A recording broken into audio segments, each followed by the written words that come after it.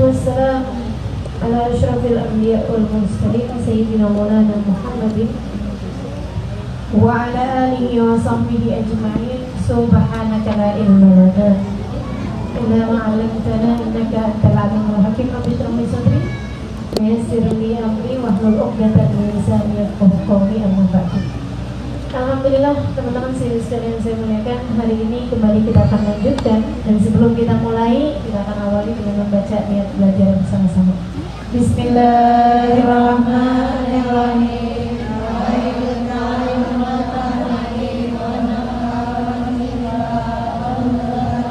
والتذكير والإفادة والاستفادة والحث على التمسك بكتاب الله وسنة رسول الله صلى الله عليه وآله وسلم والدعاء إلى الهدى والدلالة على الخير ابتغاء مرضاته وقرب والثواب وحسن الخاتمة مع اللطف والعافية وسلام العاقبة برحمتك يا أرحم الراحمين. اللهم Nabi Muhammad sallallahu alaihi wasallam wa alihi wasallam wajibul anbiya wal mursalin wa ulul qawmi ajma'in. Penulisan Sayyidina Muhammad Muhammad bin Isa bin Muhammad bin Ali Balawi, Sayyidina Abdullah bin Abu Bakar Aidarus wa khalil wujud Abu Bakar bin Salim wa usulul maqalat kepada Sayyidina Abdullah bin Al-Haddad Ahmad bin Zaid al-Habsyi wa Ali bin Muhammad al-Habsyi thumma ila rawi al-batil a'immatul mujtahidin min dawil ulama amilin wa muhaddisin wa qurra wa mufassirin Rasulullah Sunnah dan Muhammad Ajma'in. Allah Ta'ala merahmatuhum wa ya'udhu jannah wa yanfa'una barakatihim wa sa'alihim wa warihim wa ulumihim wa rabbani fi dunia wal akhir. Al-Fatihah.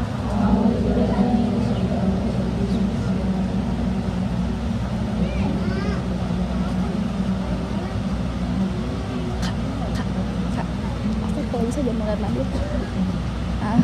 Kalau bisa suka aja.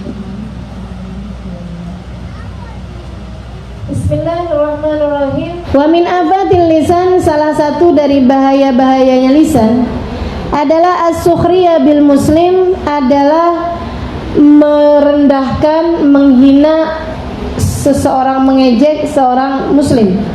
Wal istihza bih, dan menghina dia, ngata-ngatain, istihzaan terhadap orang tersebut.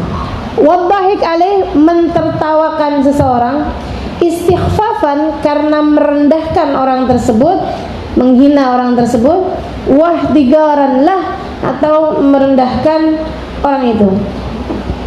Allah Ta'ala, Allah Subhanahu wa Ta'ala berfirman, ya ayyuhalladzina amanu la yashar qaumun min qaumin, wahai sekalian orang-orang beriman, janganlah satu kaum merendahkan, menghinakan, mengejek kaum yang lain. Asa ayyakunu khairam minhum, siapa tahu kaum tersebut lebih baik daripada yang menghina. Wala nisa'un min nisa'in asa ayyakunna khairan minhunna, dan janganlah perempuan-perempuan kalian menghina perempuan yang lain-lain, siapa tahu perempuan yang dihina itu lebih baik daripada yang menghina. Wala talmizu anfusakum, janganlah kalian talmizu, memandang sebelah mata, itu apa ya? Meremehkan. Anfusakum, diri-diri kalian, maksudnya orang lain.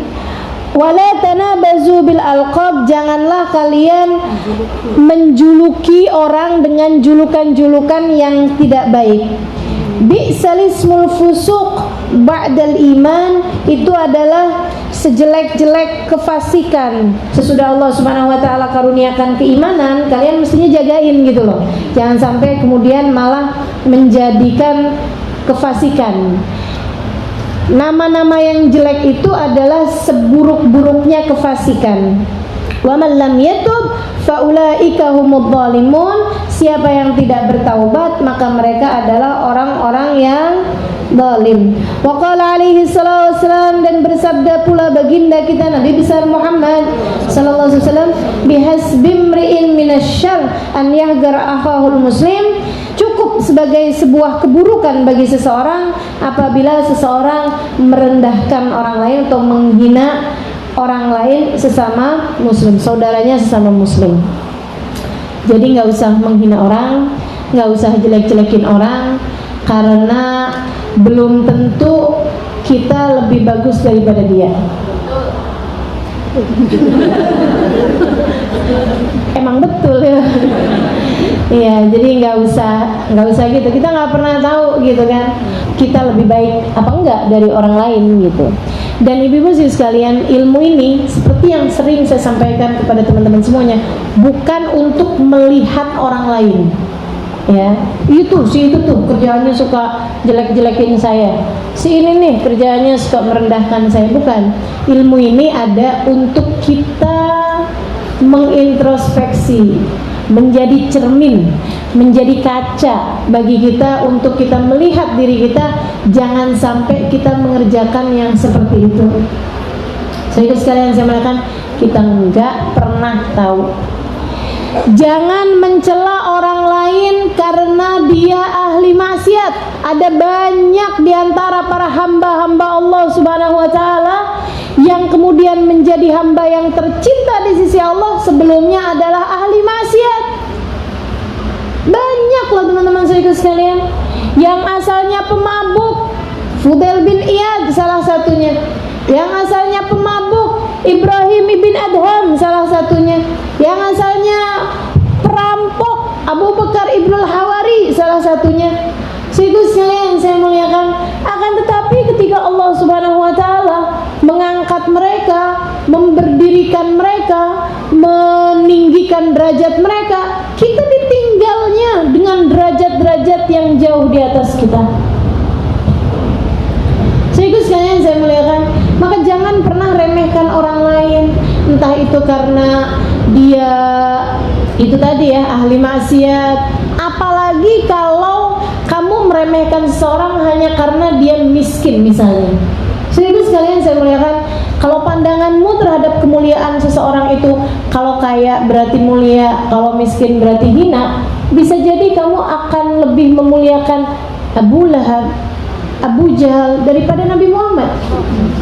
Karena siapapun tahu Abu Lahab, Abu Jahal lebih kaya daripada Nabi Muhammad alaihissalam. Jangan sampai kalau kamu dihidupkan di zamannya sahabat, kamu jadi siapa nih kalau kemudian pandanganmu terhadap seseorang tergantung dari berapa banyak dia punya materi. Hati-hati teman-teman saya sekalian, nggak gitu caranya. Jangan hina seseorang hanya karena dia jelek misalnya, gitu ya. Ada berapa banyak hamba-hamba Allah yang soleh-solehah, tapi secara tampangnya dia bukan orang yang cantik, gitu ya. Kalau kemudian pandanganmu terhadap melihat kecantikan itu berarti kalau orang cantik dia mulia dalam pandanganmu, kalau dia jelek dia hina dalam pandanganmu.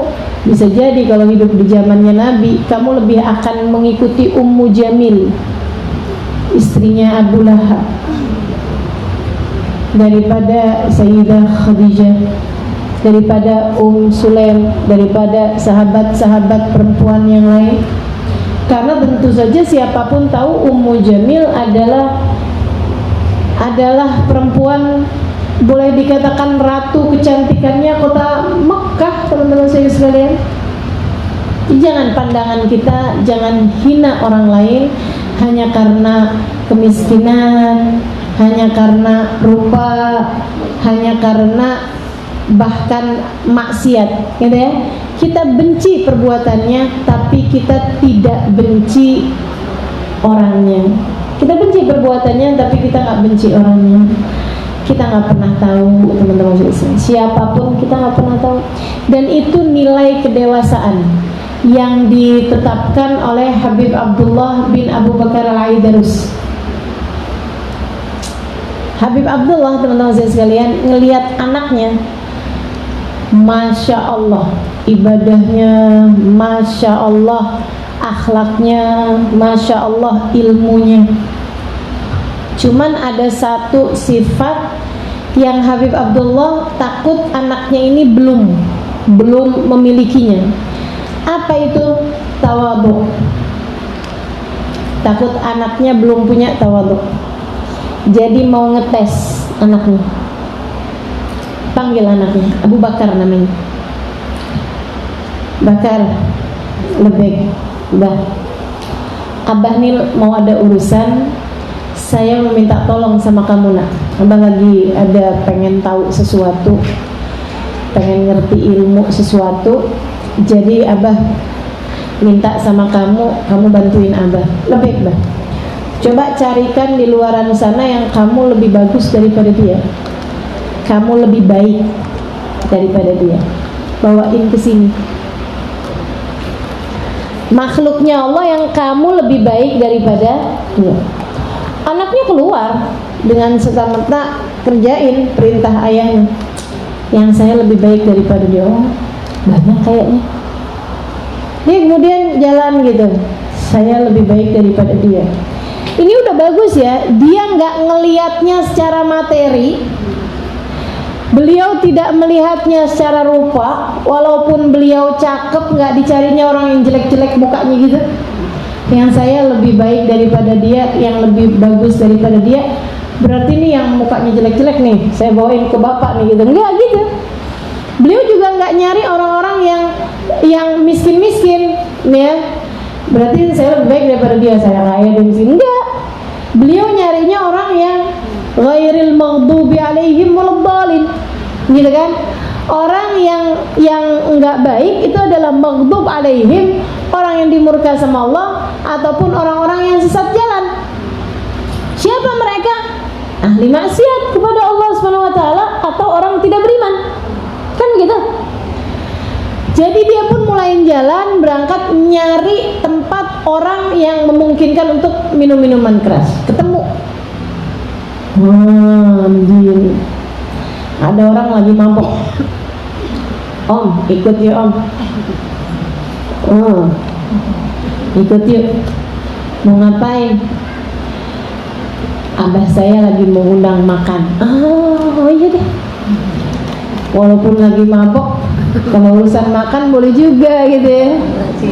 Sambilan agak susah gitu jalannya karena masih lagi mabok, dia pun jalan. Di tengah jalan ingat, beliau nih Abu Bakar bin Abdullah al-Idrusil Akbar ingat bahwasanya dulu Sayyidina Umar juga tukang mabok, teman-teman saya sekalian. Dulu Fudail bin Iyad juga tukang mabok, Ibrahim bin Adham juga tukang mabok.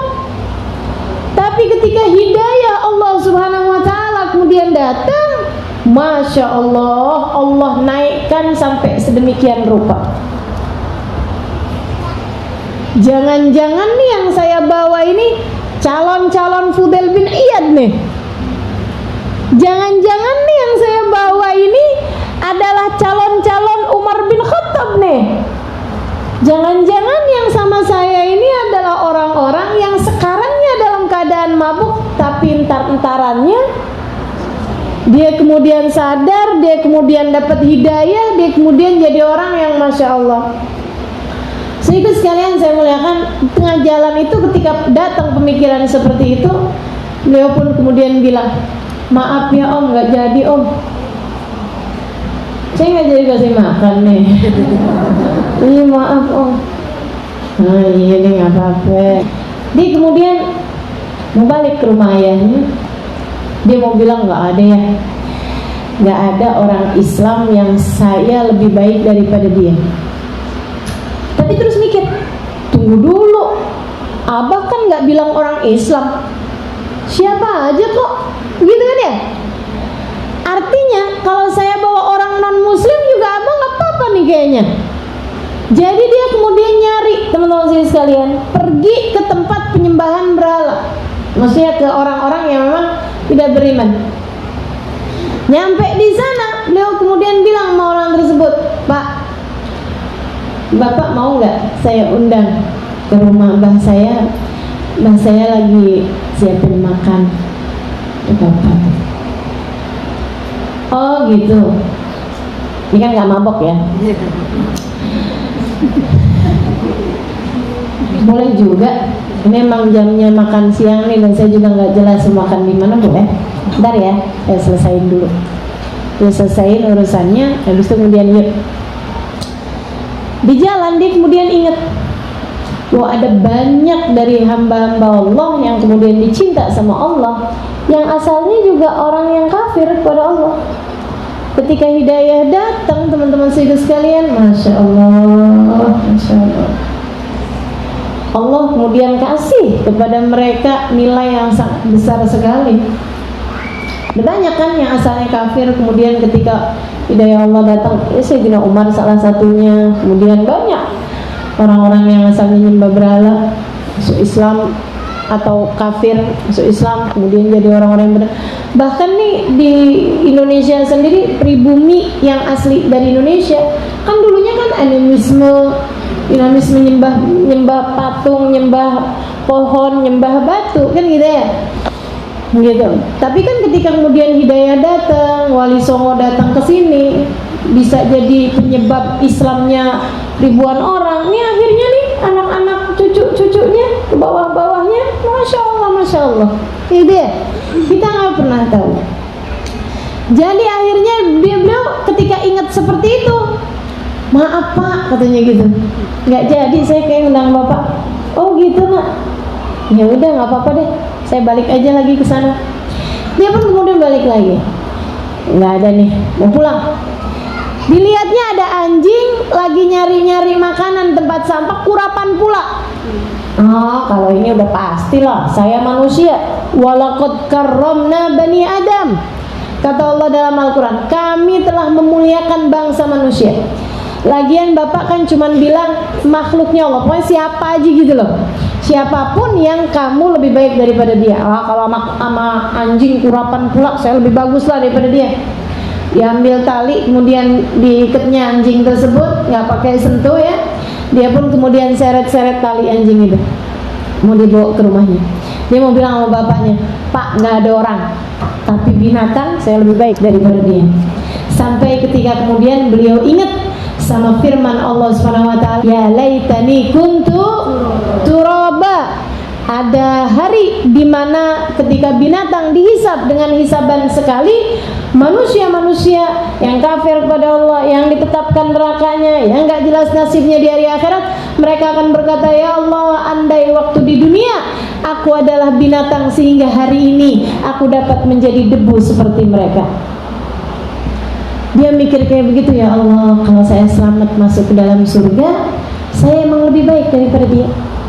Tapi kalau saya sampai nggak selamat masuk ke dalam surga, saya di neraka, saya akan berharap andai hari ini saya adalah dia. Maka bagaimana mungkin saya merasa saya lebih baik daripada binatang ini. Dia pun kemudian melepaskan ikatan binatang tersebut, dia pulang. Dia bilang sama ayahnya, bah, nggak ada, ternyata semua yang ada di alam semesta ini, saya adalah makhluknya Allah yang paling hina. Semuanya lebih baik daripada saya. Semuanya lebih baik daripada saya. Katanya abahnya, al-an qad sirta rajulan. Sekarang nak, kamu menjadi laki-laki dewasa. Jangan-jangan kita belum ada yang dewasa. Karena selama ini kita masih melihat kita lebih baik dari si fulan, si faltan, si fulana, si faltan. Melihat orang yang pakaiannya terbuka, kita bilang, ih, neraka, kayaknya kangen sama dia itu.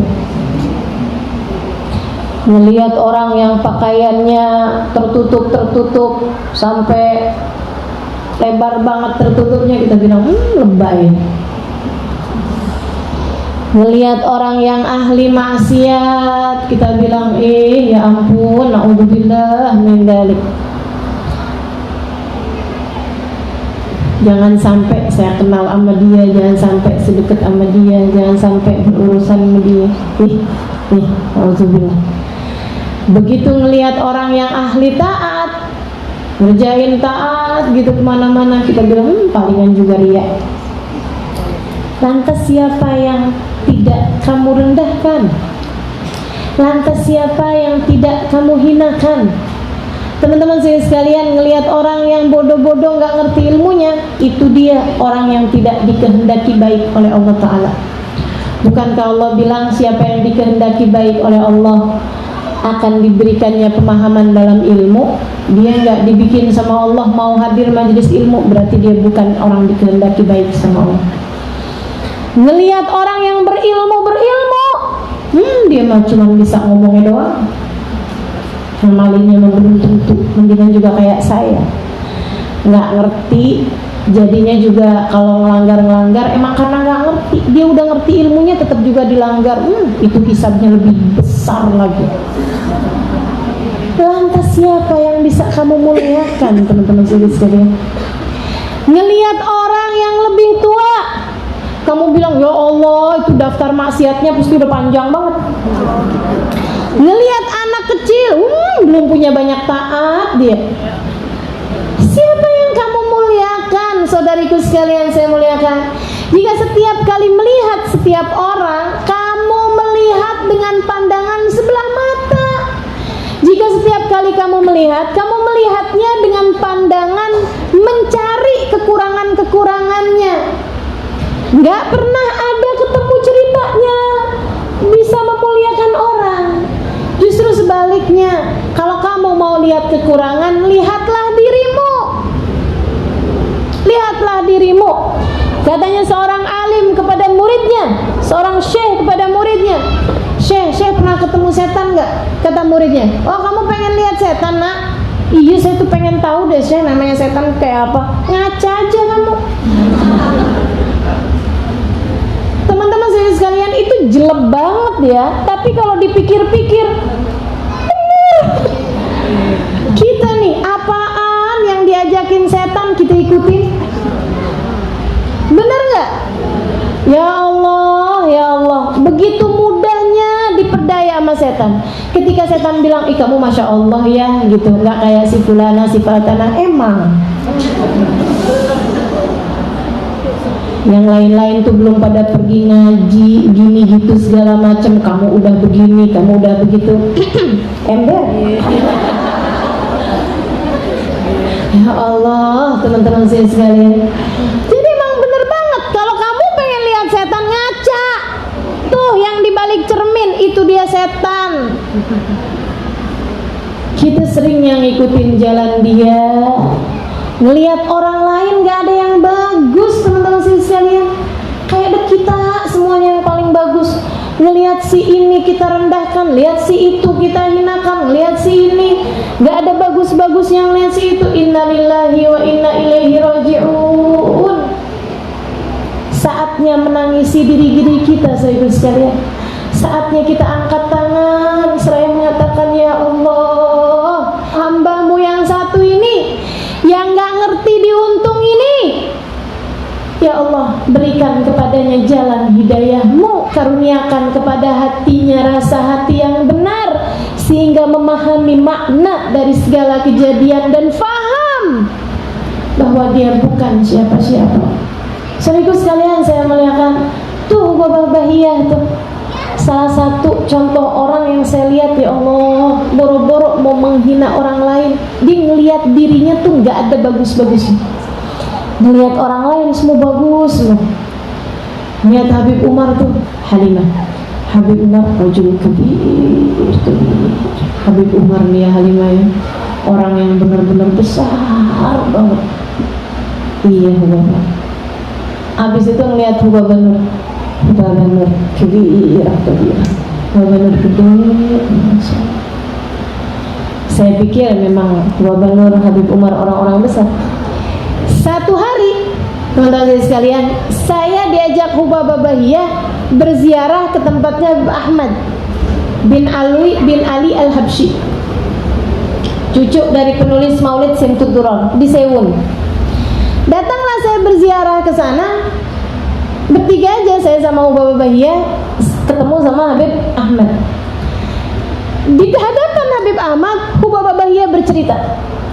Dia bilang, Ahmad, saya ini beberapa minggu ini saya lagi tinggal di Daruz Zahra. Masya Allah, anak-anak Daruz Zahra itu kayak malaikat-malaikat. Saya kan anak Daruz Zahra, saya langsung. Katanya Bapak Bahiyah, Ahmad, itu mereka tiap kali saya masuk ke musola selalu ada Ya Allah, saya sampai mikir kapan mereka tidurnya. Masya Allah. Teman-teman sekalian, saya anak Darul Zahro'nya. Saya juga bolak-balik ke musola juga. Dan memang tiap kali ke musola ada aja anak-anak yang lagi ibadah. Tapi kan ganti-gantian.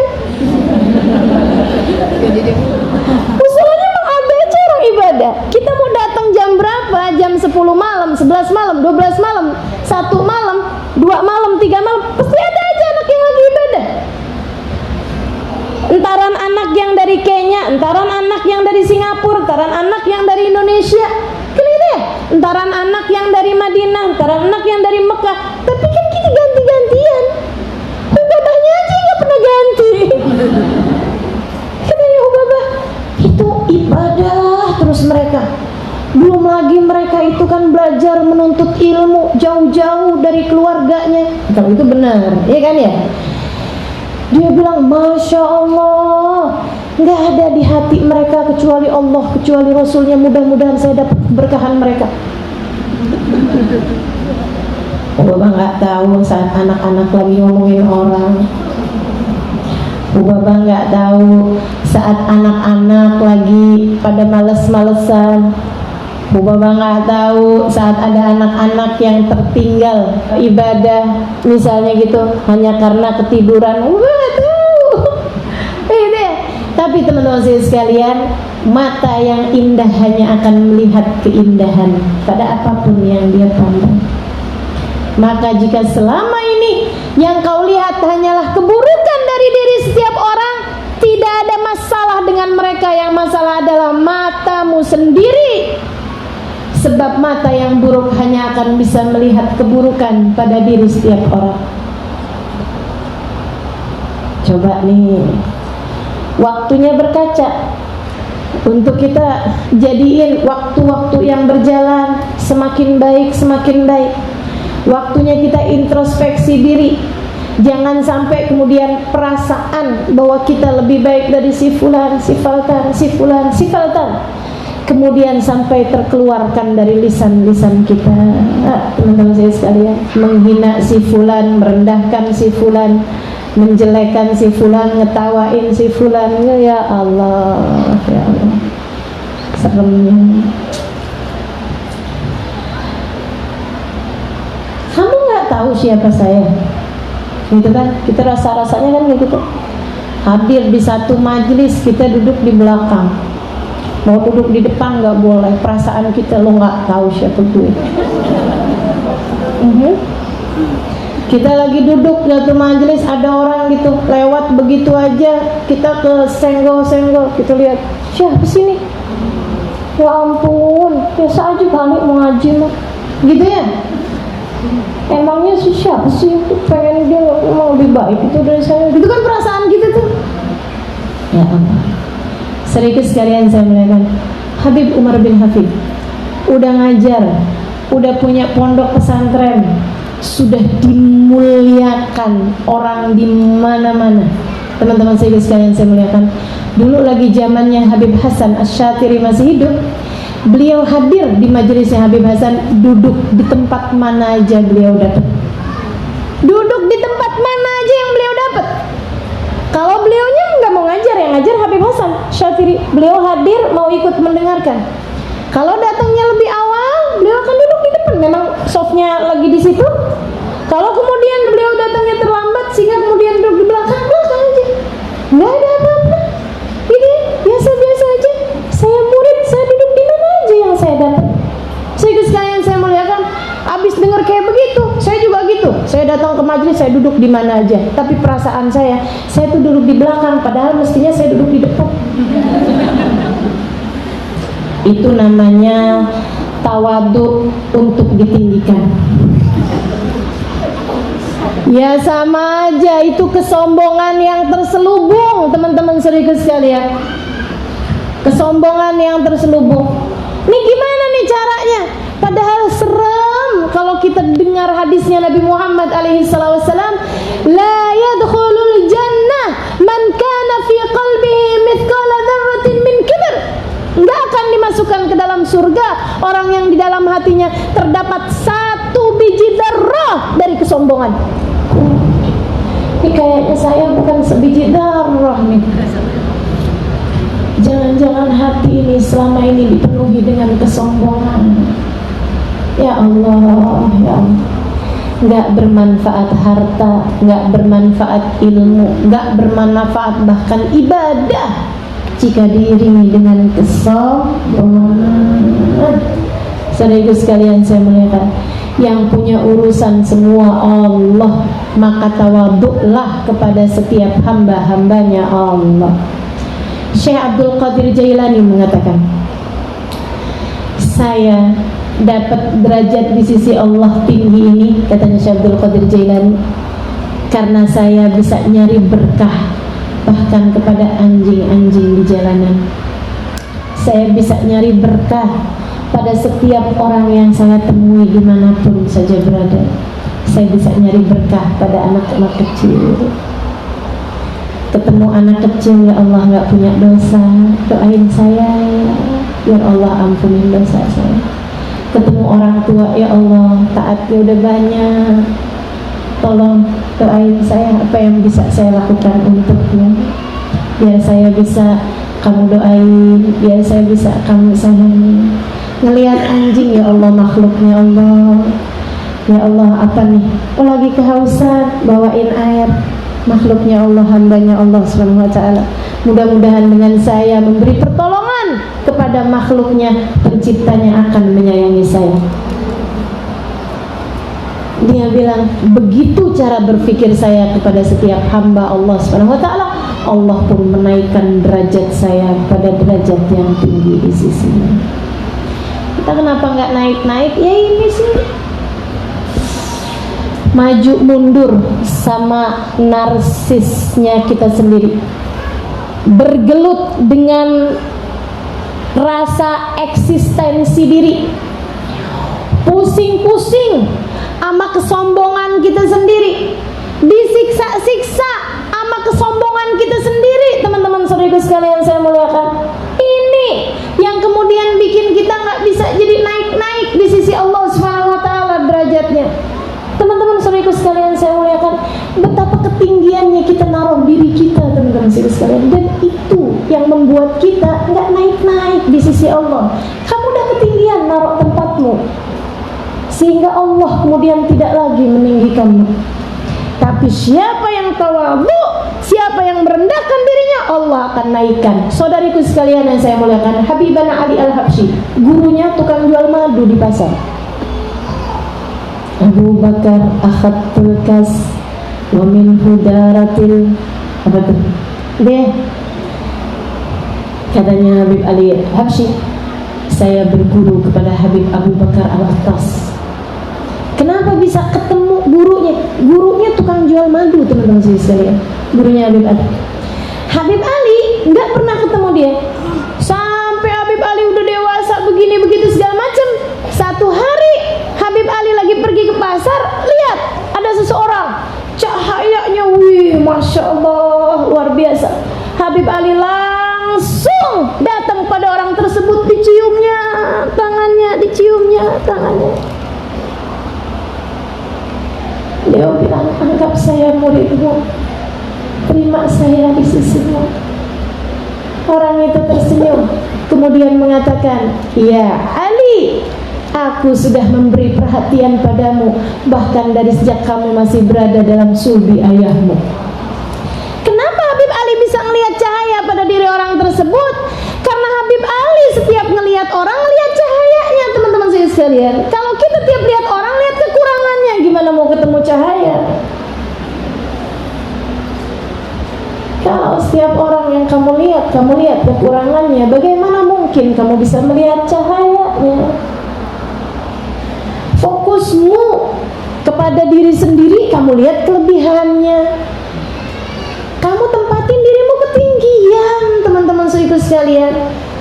Kamu kalau mau nadah sesuatu, mesti naruhnya di bawah, betul nggak? Ada air nih mancur dari atas ke bawah, kamu naruh embernya di atas, ya nggak bakalan bisa penuh-penuh, nggak bisa dapat apa-apa, teman-teman sekalian. Kalau kamu mau dapat banyak, taruhlah di bawah semakin di bawah, semakin kucurannya nyampe semua kepadanya. Yang tawadu, sehingga akhirnya kamu bisa dapetin semuanya, bisa lihat cahaya yang dilihat Habib Ali Habsyi, bisa lihat hamba-hamba tercinta di sisi Allah Subhanahu wa taala. Datang seorang kepada Imamul Haddad, dia bilang, "Habib, zaman sekarang enggak ada wali, enggak ada kasih Allah Subhanahu wa taala." Kata Habib Abdullah bin Alawi Al-Haddad, walinya banyak, akan tetapi bagaimana mata yang buta bisa melihat mereka? Walinya Allah banyak, tapi matamu yang kamu lihat dirimu dengan segala kehebatannya, dirimu dengan segala ketinggiannya, dirimu dengan segala ilmu dan ibadahmu, membuat kamu tidak bisa melihat cahaya-cahaya Allah yang ada di hadapanmu. Saudariku sekalian yang saya muliakan, mari jangan ketinggian lihat diri. Katanya Hubab Bahiyah, ya Allah Halimah, kalau Allah buka aib-aib kita di hadapan hamba-hambanya, gak akan ada sesiapapun mau duduk di samping kita. Benar banget teman-teman sekalian. Kalau dibuka aib-aib kita di antara hamba-hambanya, apa yang Allah tahu tentang kita dengan segala keburukan kita dibuka di hadapan hamba-hambanya, gak ada yang hadir di majelis saya, gak ada yang mau berada duduk di samping dirimu karena buruknya keadaan kita yang sesungguhnya. Alhamdulillah Allah tutup aib-aib kita. Alhamdulillah. Udah bagus-bagus ditutupin aibnya, jangan kemudian jadi ngeliatin aib-aibnya orang. Aib mereka gak ada apa-apanya dibandingkan aibmu. Aib mereka gak ada apa-apanya dibandingkan aibmu. Betul apa enggak? Apakah sesudah kamu mendengar hal yang seperti ini masih juga kemudian melihat si fulan, si faltan, si fulan, si faltan, itu dia gak cukup ngormatin saya, dia gak cukup. Teman-teman saudara sekalian, seberapapun orang merendahkanmu masih kurang rendah dibandingkan dengan hak dirimu sendiri. Kalau ada suamimu lagi marah-marah, kamu memang dasar kurang ajar, seberapapun dia ngata-ngatain dirimu, sebenarnya itu masih ketinggian dibandingkan dengan hakikat diri kita yang sesungguhnya. Betul nggak? Betul nggak? Betul nggak? Lantas apa hakmu untuk kemudian menjawab, abang pikir abang juga suami yang benar? Kemudian kamu cari aib-aibnya, kemudian kamu sampaikan padanya. Nggak ada, teman-teman sekalian. Nggak gitu caranya jalanin kehidupan. Tidak begitu caranya menjalankan kehidupan. Yuk, biar cara mikir kita benar. Karena kalau cara mikirmu benar, hidupmu bakalan benar, teman-teman sekalian. Kalau hidup kita benar, cara mikir ke Allahnya benar, semuanya bakalan benar ke depan-depan. Insya Allah. Yuk, belajar untuk memandang diri sesuai dengan hak kita. Katanya guru saya, ada namanya Syekh Umar Al-Khatib, salah satu dari orang-orang yang saya kagumi keilmuannya, saya kagumi penataan hatinya, salah satu dari murid Habib Umar bin Hafid terbaik, salah satu dari putra tarim terbaik, orang dengan ilmu yang Masya Allah luar biasa, ahli fikih paling terkemuka. Habib Umar kalau nggak bisa ngajar fikih, yang gantiin beliau Syekh Umar Khatib namanya. Pinter banget teman-teman sekalian, pinter pakai banget. Beliau satu hari ngasih ceramah gitu, ngasih kajian. Beliau bilang kayak begini, at-tawadhu minan nabi tawadhu, at-tawadhu minal awliya tawadhu, at-tawadhu min Syekh Abu Bakar bin Salam tawadhu, at-tawadhu min Habib Ali Al-Habsyi tawadhu. Dia bilang, amma minnana fahuwa ma'rifat qadrun nafs. Dia bilang, Nabi Muhammad tawadu itu tawadu beneran. Tawadu merendahkan diri. Merendahkan dirinya Nabi Muhammad itu baru tawadu. Merendahkan dirinya para sahabat-sahabat Nabi itu baru tawadu. Merendahkan dirinya para wali-wali itu baru tawadu. Habib Abdullah bin Alawi Al-Haddad ketika kemudian beliau bilang, semoga Allah menyelamatkan kita dari api neraka, semoga Allah mengumpulkan kita dengan orang-orang soleh, itu tawadu. Tawadu. Beliaunya pimpinan orang-orang soleh.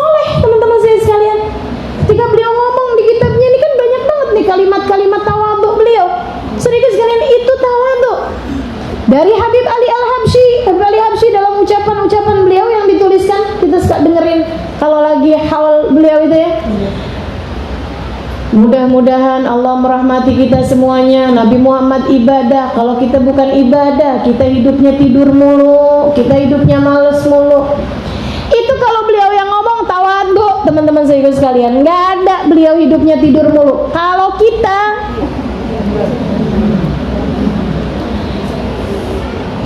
katanya Syekh Umar Khatib, dia bilang tawadhu dari mereka-mereka ketika mereka merendahkan diri. Ketika mereka ngomong yang kayak begitu, itu memang mereka merendahkan diri. Nabi ketika datang ke rumah seseorang, budaknya nyuguhin makanan buat Nabi Muhammad. Dia ketika tahu bahwa ini yang datang Nabi Muhammad, Nabinya Allah, orang yang namanya ada di pintu surga, orang yang bawa kita ke surga. Insya Allah, dia bawa nampannya tuh gemeteran. Mau nyuguhin makanan ke Nabi, ketika dia paham siapa Nabi Muhammad, sampai gemeteran.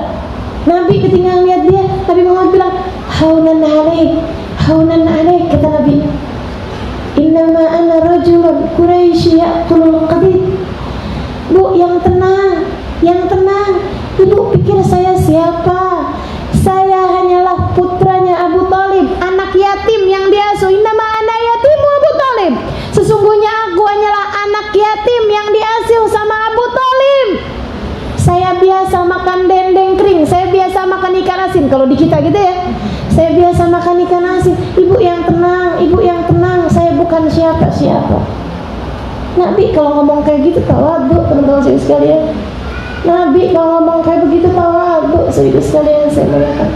Nabi ketika beliau bilang la tagumuli, jangan berdiri buat saya, duduk aja, nggak usah kalian berdiri buat saya. Itu Nabi lagi tawadhu, teman-teman saya sekalian. Nah kalau itu tawadhu, emang beneran tawadhu, saudara sekalian. Amma minnana, katanya beliau. Tapi kalau aku, kalau kamu, kalau kita lagi bilang ya Allah, kita nih ya nggak punya amal ibadah, emang beneran? Betul nggak? Kita nih ya durhaka bener sama Allah, bukan lagi tawadhu, emang beneran. Kalau kamu lagi bilang saya duduk di belakang, emang pantasnya juga iya. Saudaraku sekalian saya muliakan, orang itu ya nendang saya, tapi saya emang nggak apa-apa, emang mestinya juga nggak apa-apa.